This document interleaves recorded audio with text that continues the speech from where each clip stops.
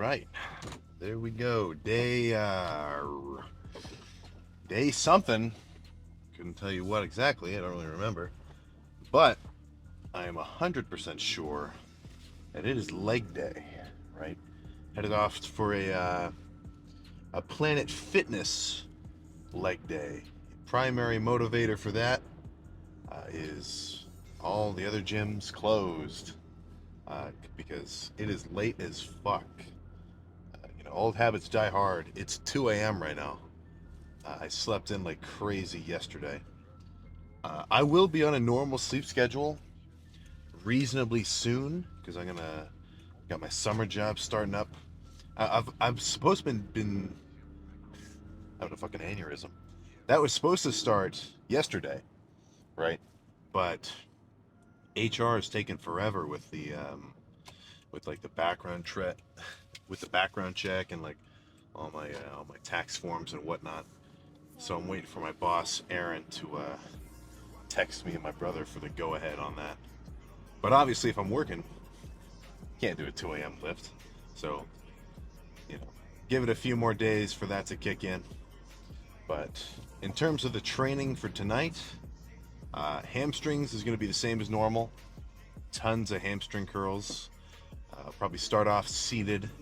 There's a pretty good laying hamstring curl here, which I like it. It's not like the best, but once I do some heavy sets on the normal seated hamstring curl that I like, then I don't mind using the lying leg curl that I don't necessarily love, just because all I'm really focusing on towards the later sets is trying to get a really good squeeze, so I don't have to be super strong on the movement, right? I can just lower the weight and control it a little more. And in terms of quads, I'm gonna take quads a little lighter, at least in terms of actual weight, because I could tell that my left one's getting a little tender. That'll happen after I do heavy squats for a while. Like, I don't really do deload weeks per se. Pretty much what I end up doing is just go heavy on the bulk, and then when I diet, and I'm dieting down when I'm weaker, that's like the deload. But if I've got something that's kind of starting to bother me a little, like if my knee's a bit tender from the heavy squats, or let's say maybe I tweaked my shoulder or something, then I'll just back off. Obviously, don't re-injure it or like hurt it even more, and just let it build back up to baseline. So probably just going to be a bunch of leg extensions. I fucking love leg. I could just sit on the leg extension for the whole lift and I'd be happy. But I'll probably do a little bit of variations here and there. Maybe some of the machine leg press, some sissy squats. And even though I won't go so heavy, I'm certain the pump's still going to be fucking crazy. So let's just fucking get in there. So it is kind of nice in here because all of the leg machines are in the same place. Right in front of me is the leg extension, and then right in front of that is the machine leg press. So every time I come to this Planet Fitness for a leg day, unless I guess if I wanted to do a squat, I'd use the Smith machine. But for the most part, I don't have to move around anywhere. I just get to sit right in this same little corner. So I warmed up with the hundreds, the 150s. Now I'm gonna do a set of 200. And again, these warm-up sets, I'm not doing like 20 reps, right? I'm just doing like 5 reps or so, get a good squeeze, just kind of get the hamstrings warm. But I'm not trying to do any work yet, right? Once I'm warmed up, right, 5 reps with whatever weight, 5 reps with a little more, 5 a little more, until I'm up to my top set's weight, right? Then that's when I'll do my first real set, right? And once I've been exposed to that heavy weight on the first set, if I go over to the laying hamstring curl, I don't need to do any more warm-up sets. My hamstrings are already warm, right? So same thing with chest. Once I warm up on barbell bench, I do a plate for a few reps, then 2 plates, then 3 plates. After I do that first top set and I move on to a new exercise, there's no point in doing more warm-up sets. Get it? You're already warm. So I feel like a lot of people end up doing extra fluff in their workouts because they'll move from one exercise to another And even though they're already warm from that first exercise, like they're ready to go heavy, they still do like, you know, maybe not fluff sets, but sets that aren't as intense as they could be, just because they moved on to a new exercise.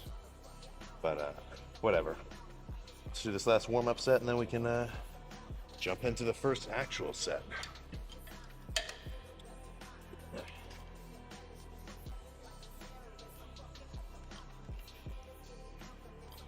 All right.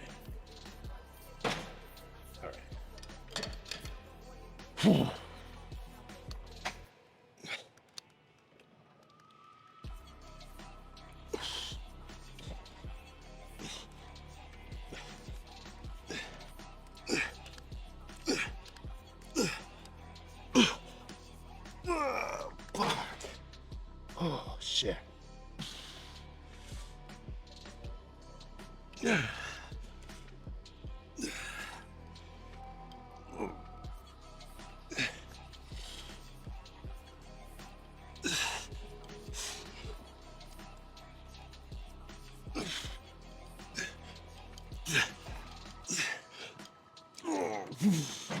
Fuck. Oh. Oh, shit. What? So, oh. This hamstring curl machine is a little bit lighter than the one I'm usually used to. So I don't know if you could really, well, that set you could probably notice. But on those first few reps, where I'm the strongest, I really try to just get an extra squeeze at the bottom. You might not really, I don't know if you can even see in the video, but it feels like just for a moment, I'm holding the weight right at the most bent position for just an extra second before I release it, right? And then of course, as the reps progress and I get weaker, then I can't hold it as long. But that action of that extra squeeze, I'm telling you, that is definitely gonna improve the gains. Pump, strength, size, what else can you ask for? So a few more of these.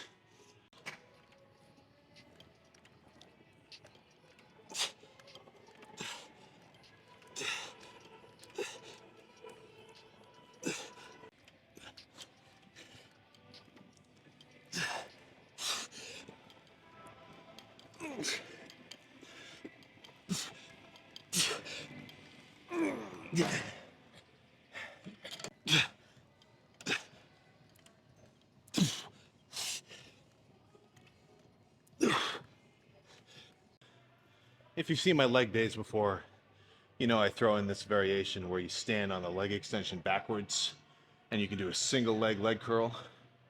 I mean, on its own, it's just like a good variation. But let's say you, for whatever reason, your gym's leg curl's broken or something, or maybe you don't even have one. Then I think maybe you should just switch gyms. But, you know, it's good to have a variety of exercises in your mind.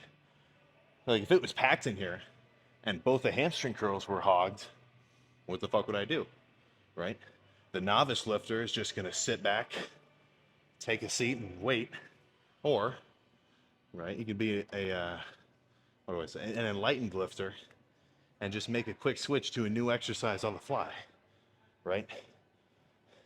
If you can't sort of make quick decisions like that on picking new exercises, then you're just going to be limited by what you've got available, you know, which typically is fine, right?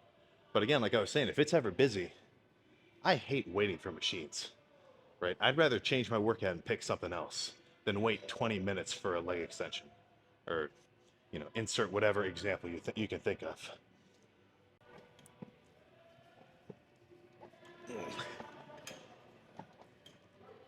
A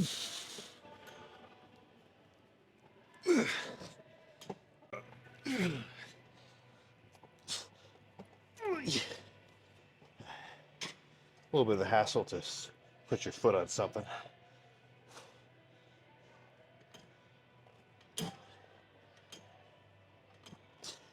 All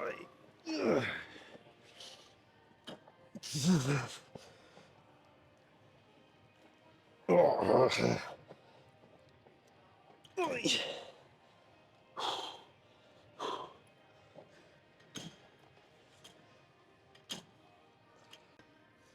the point of these plates that I'm standing on is, if you look at the way the machine's built, right, this pad is rotating about this little metal part right here, right?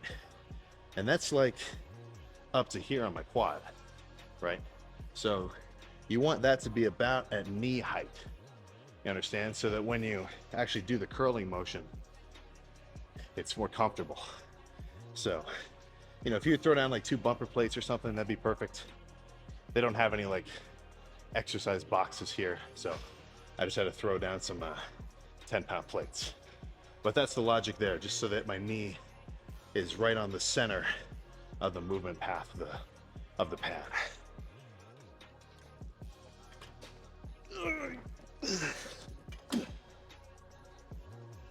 All right.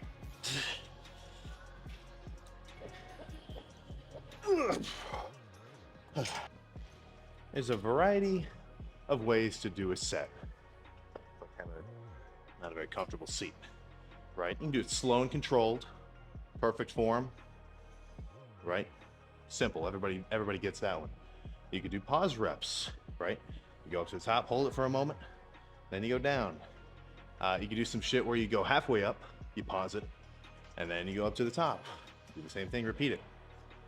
Or you could just fucking bust out reps super quick and just pump the fuck up out of the muscle, right? Probably in your best interest to do a variety of all those, or at least some of them. But right now I'm kind of feeling like just throwing some weight around on these, really finishing off the pump, and then moving on to quads.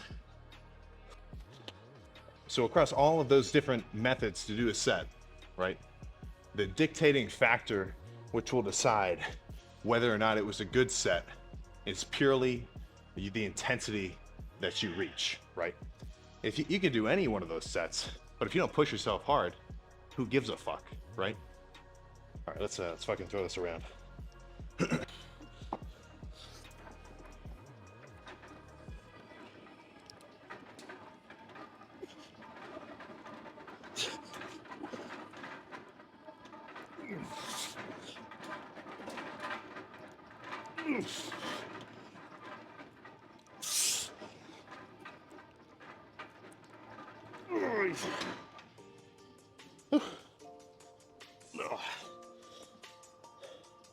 One more.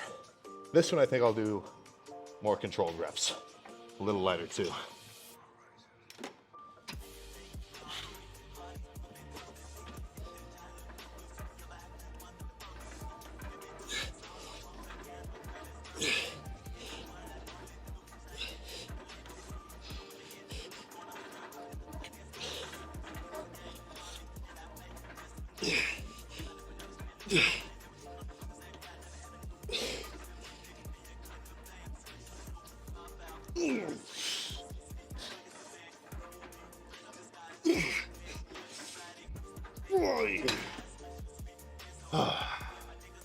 Okay.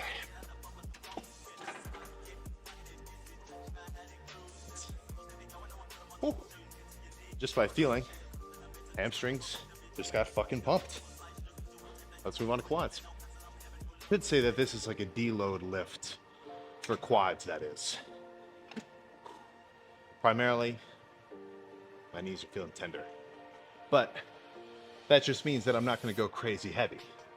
Doesn't mean that I'm not going to go crazy hard, right? Even though I'm only doing, you know, not half the weight I usually do, but a bit less, right? I'm still going to make the set super intense, right? It just won't be so much, you know, tension, right? Because I literally am not lifting as much weight. So yeah, I guess I do these from time to time, but like I was saying in the car, it's just if something particular is legitimately bothering, right? I think if you're lifting and everything feels fine, I don't see the point in just, you know, doing a deload week, right? Keep fucking pushing it. I'm not really a huge believer in, like, you know, frying your central nervous system. You hear that from a lot of power lifters. If you're doing, you know, a bodybuilding hypertrophy training, right? I definitely think that if you're doing, like, you know, a powerlifting workout where you're working up to like 5 heavy singles, and that's legitimately like your max weight, you might have some, there may be an argument to be made there that you're frying your central nervous system. I fucking probably believe that you are if you're doing crazy heavy, like your literal max, this is 1 rep maxes. But if you're doing bodybuilding training, you're not going to you're not going to fry your central nervous system for shit, right? So I think just keep pushing it, If you really feel like you need a deload week, then that's up to you. So let's get a couple of sets of here, single leg.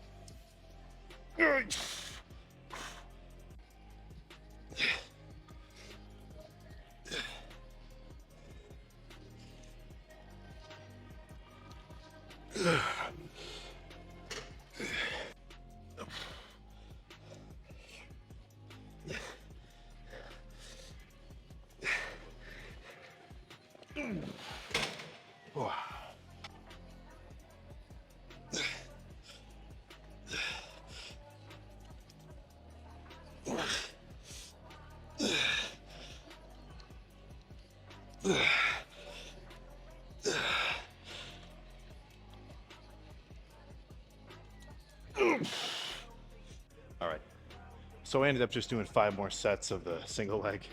I thought it'd get kind of boring to show you 9 of those in a row, but for the last 2 sets, I'll burn out double leg, right? And then I'll superset with bodyweight sissy squats, and then we can go check the pump.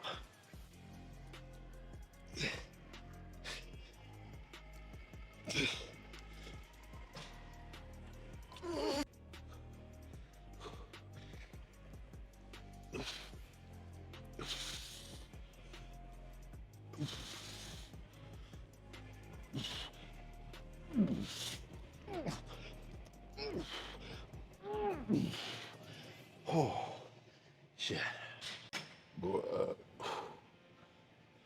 This time, instead of doing both legs at once, I'll do 5 reps in the left leg, 5 on the right, 5 on the left, 5 on the right, alternating style. I just like it. Good way to change it up.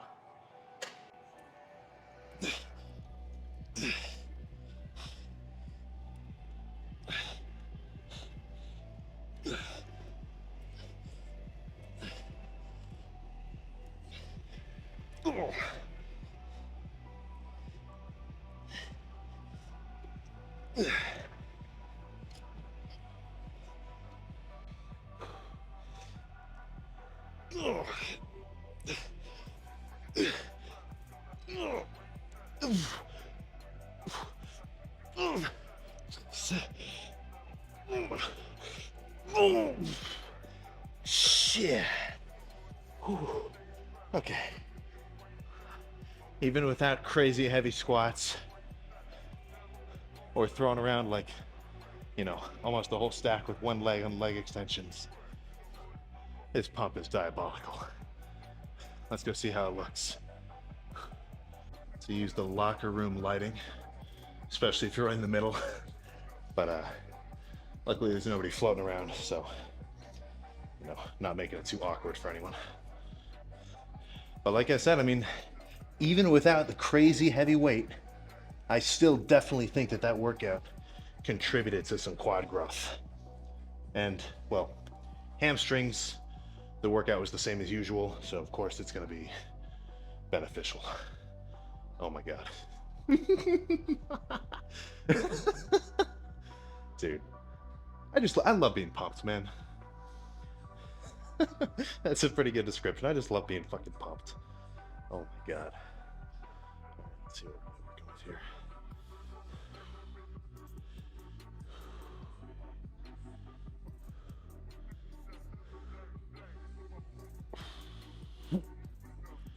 Oh my goodness.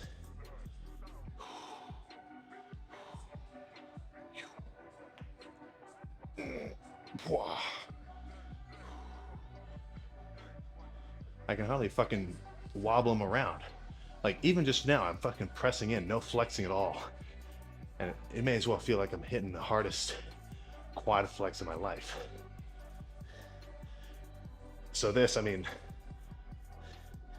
if you were to ask a blind person to feel this, they would say, why do you have me feel concrete? I already know what that is.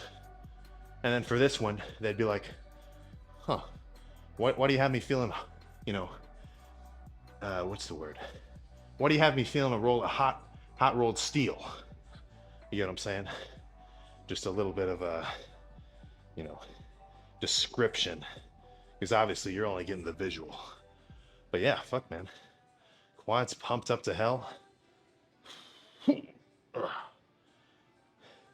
In terms of my physique, I definitely think my only weakness is my triceps relative to, you know, the rest of me. But everybody can have bigger legs. You know, you've got to have absolutely zero upper body development for someone to look at you and go, hey man, your legs are kind of big. Right?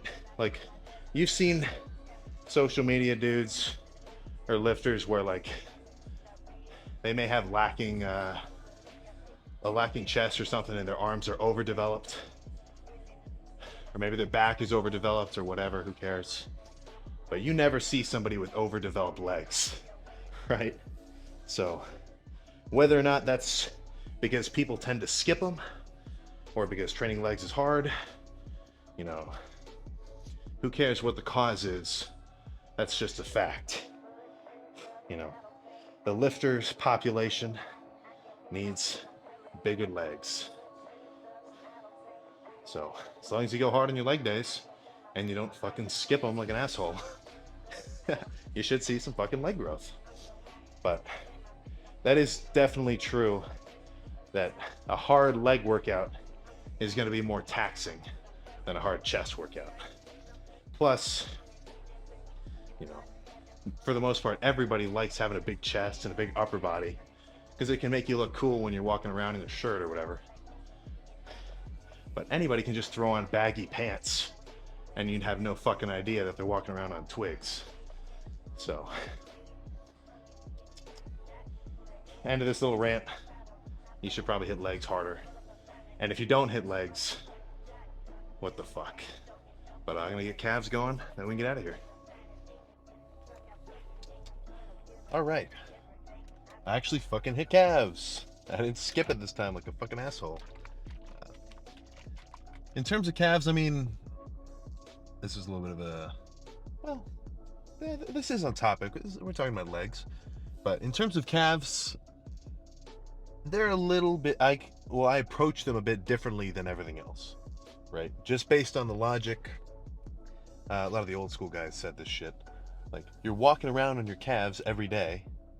They're used to being worked, right? Your calves are, you know, holding the weight of your whole body every time you take a step, right? If you were to do that same, like if you were to do a bunch of push-ups, right? That's not even your whole body weight because some of your weight's on your feet. Guess what? Your fucking chest is gonna get fried. But your calves, you know, fucking you walk around all day, no problem, fine. So the logic that I sort of follow is just pretty much pump them up as frequently as possible. You know, moderate amount of weight, like nothing crazy. You know, I'm not really, like when I do calves, I'm not necessarily hyping myself up every set.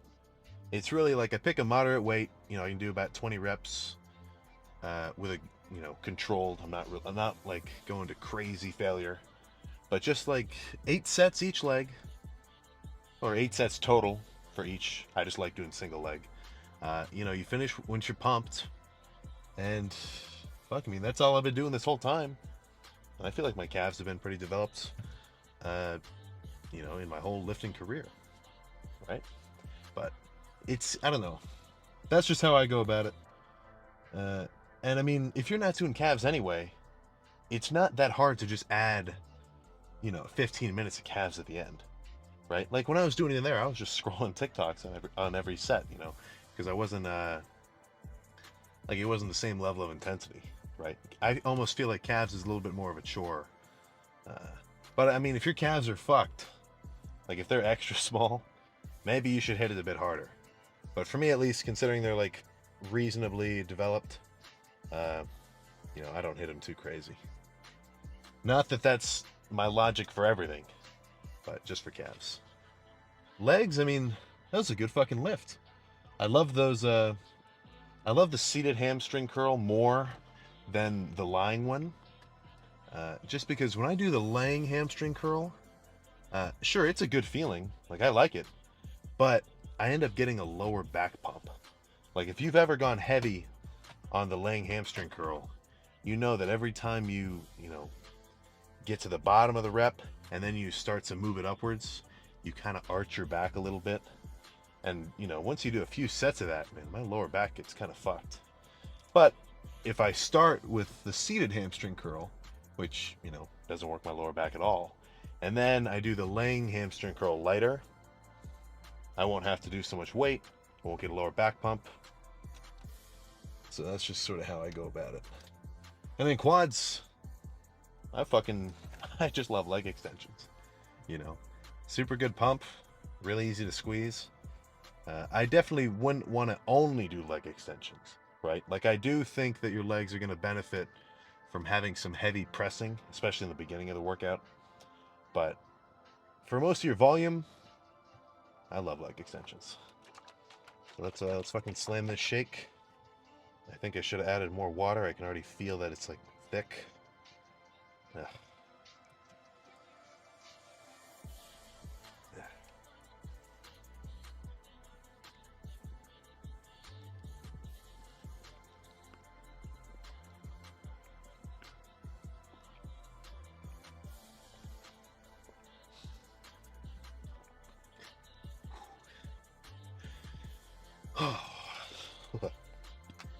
Not that bad this time.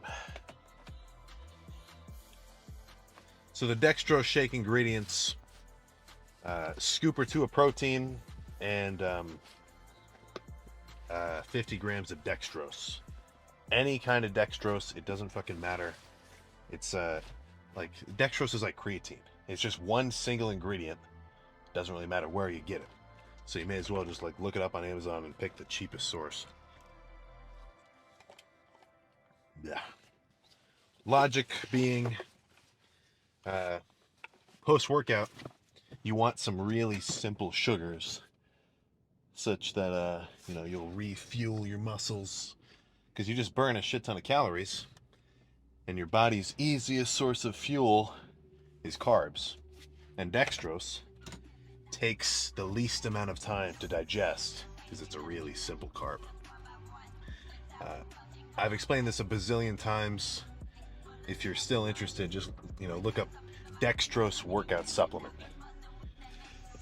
and you'll get the gist. So let's think. What else do I have going on?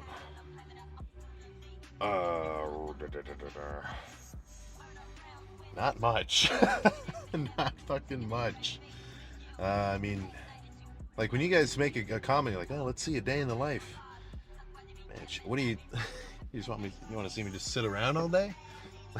That's all that's going on. Wake up, cardio, eat, gym, bed. I do some shit on occasion, but I definitely tend towards the side of reclusive. But whatever. You'll get some more extracurricular activities soon enough. So how about this? Leave maybe I've made talk about a Q&A, but then I never look back at the comment sections later on. I need to make like a, how about this? I'll make like an Insta post, and then I'll add the description, like add comments for a Q&A, and I'll talk about it. Full day of eating. You'll just keep waiting. Keep waiting. Good things come to those who wait. But it will happen before the end of the bulk. I guarantee it. So, Time to go home. Gonna take my multivitamins, my fish oils, my creatine. I do like 3 grams of taurine every night too.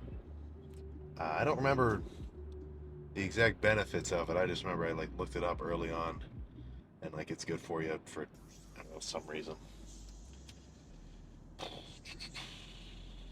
Tomorrow is going to be a chest day. I'm going to go back to that gym that I was in the last chest day, the Metro Fitness. Uh, should be a pretty good lift. Plus, there's always it was cool yesterday. The last chest day when I was there, I saw this one big dog. His name was Josue. If he's watching this, probably not, but he was fucking huge. It's always cool to see some big dogs in the gym.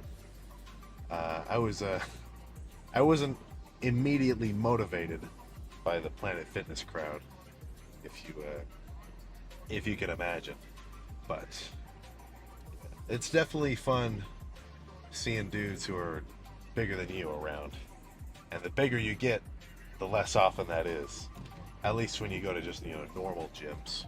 Obviously, if I was in like a Gold's gym in LA or something, there'd be fucking big dogs all over the place. So, another few weeks of bulking, and then the cut will begin. So that'll be its own little. Well, I mean, it'll still be the lifting videos like usual, but obviously instead of bulking, I'll be trying to trim down, get vascular. That'll be fun. I've said this before, but I look back at when I've dieted before, and I'm like, oh yeah, fuck, love being shredded. But like the amount that I like being shredded does not overpower the amount that I want to get bigger, right? So for me, I've never been concerned with like putting on a little bit more body fat when bulking, and I've never been concerned with losing strength when dieting.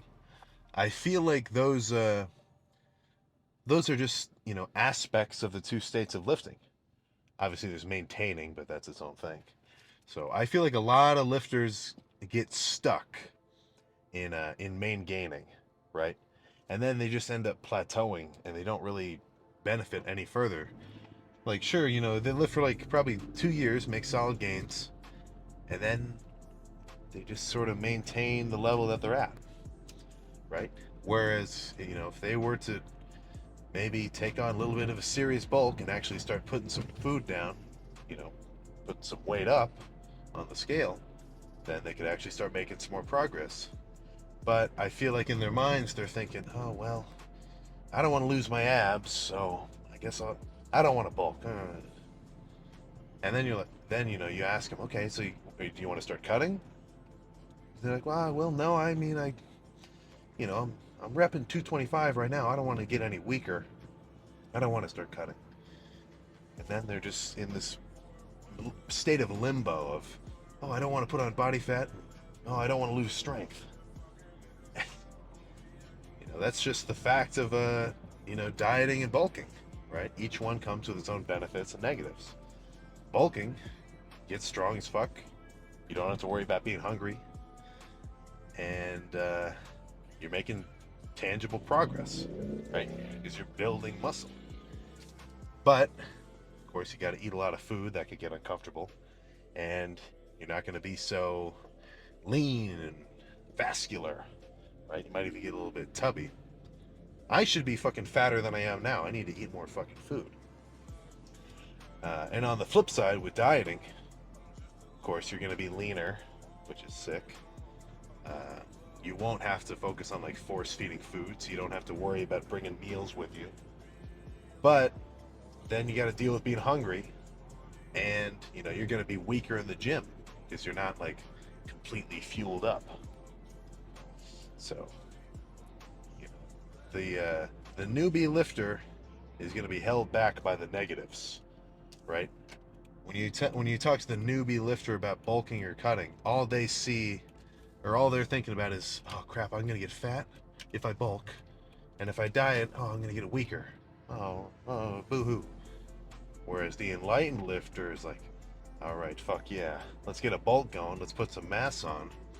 All right, now I'm getting a little bit too soft. You know, I've bulked for a couple of solid months now. Let's diet down for a little bit and see what I built. You get what I'm saying? Right. So in either case for me, I feel like I'm making progress. Because for the last like year and a half or so, I've done like 4 month bulk, 2 month cut. Right.